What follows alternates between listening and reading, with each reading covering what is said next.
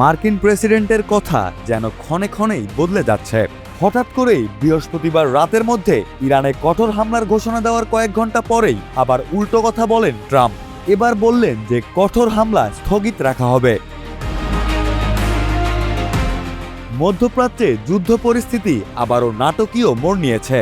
একদিকে ইরানে আজ রাতেই কঠোর হামলা চালানোর হুমকি, অন্যদিকে হঠাৎ করেই সেই পরিকল্পিত হামলা বাতিল করার ঘোষণা দিয়েছেন যুক্তরাষ্ট্রের প্রেসিডেন্ট ডোনাল্ড ট্রাম্প। ফলে ইরান যুক্তরাষ্ট্র উত্তেজনা নতুন করে অনিশ্চয়তার মধ্যে পড়েছে। ট্রাম্পের দাবি তিনি ইরানের ওপর নির্ধারিত হামলা ও বোমাবর্ষণ বাতিল করেছেন। তার ভাষ্য অনুযায়ী এই সিদ্ধান্ত ইরানের নেতৃত্বের সর্বোচ্চ পর্যায় থেকে অনুমোদিত হয়েছে। এর আগে একই দিনে ট্রাম্প সতর্ক করে বলেন, যুক্তরাষ্ট্র ইরানের ওপর আজ রাতেই খুব কঠোর হামলা চালাবে। তিনি ইরানের গুরুত্বপূর্ণ খার্ক দ্বীপ এবং অন্যান্য তেল অবকাঠামো দখলের কথাও বলেন। এই হুমকি ঘিরে পুরো অঞ্চল জুড়ে নতুন করে আতঙ্ক ছড়িয়ে পড়ে।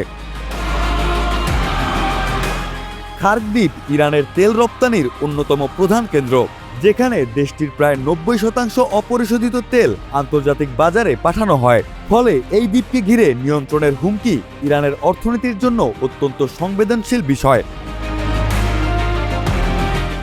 এদিকে ইরানের পররাষ্ট্র মন্ত্রণালয় যুক্তরাষ্ট্রের আগের হামলাগুলোকে তীব্র নিন্দা জানিয়ে বলেছে, এসব হামলার কারণে চলমান যুদ্ধবিরতি আলোচনা কার্যত অর্থহীন হয়ে গেছে।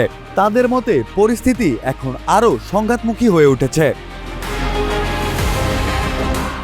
ইরানের ইসলামী বিপ্লবী গার্ড বাহিনী IRGC দাবি করেছে, তারা পাল্টা আক্রমণ চালিয়ে কুয়েত, বাহরাইন এবং জর্ডানে অবস্থানরত মার্কিন বাহিনীর ওপর হামলা করেছে। এই দাবি নিয়ে এখনো স্বাধীনভাবে নিশ্চিত কোনো তথ্য পাওয়া যায়নি। অন্যদিকে ইরান ঘোষণা দিয়েছে, হরমুজ প্রণালী সম্পূর্ণভাবে সব ধরনের জাহাজ চলাচলের জন্য বন্ধ করা হবে।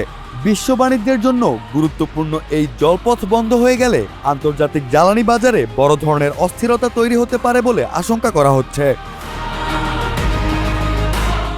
এর আগে যুক্তরাষ্ট্র ইরানের বিভিন্ন লক্ষ্যবস্তুতে হামলা চালিয়েছে বলে খবর পাওয়া গেছে, যার মধ্যে বন্দর আব্বাস, কেশম দ্বীপ, সিরিক, মিনাব এবং তেহরানের পশ্চিমাঞ্চলীয় কারাজ এলাকা রয়েছে।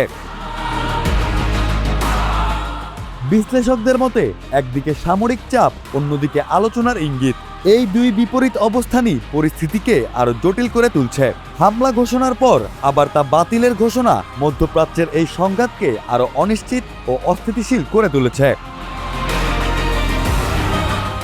এখন পুরো বিশ্বের নজর পরবর্তী কয়েক ঘন্টার দিকে। যুক্তরাষ্ট্র ও ইরান কি পদক্ষেপ নেয় তার উপরে নির্ভর করছে মধ্যপ্রাচ্যের পরিস্থিতির ভবিষ্যৎ।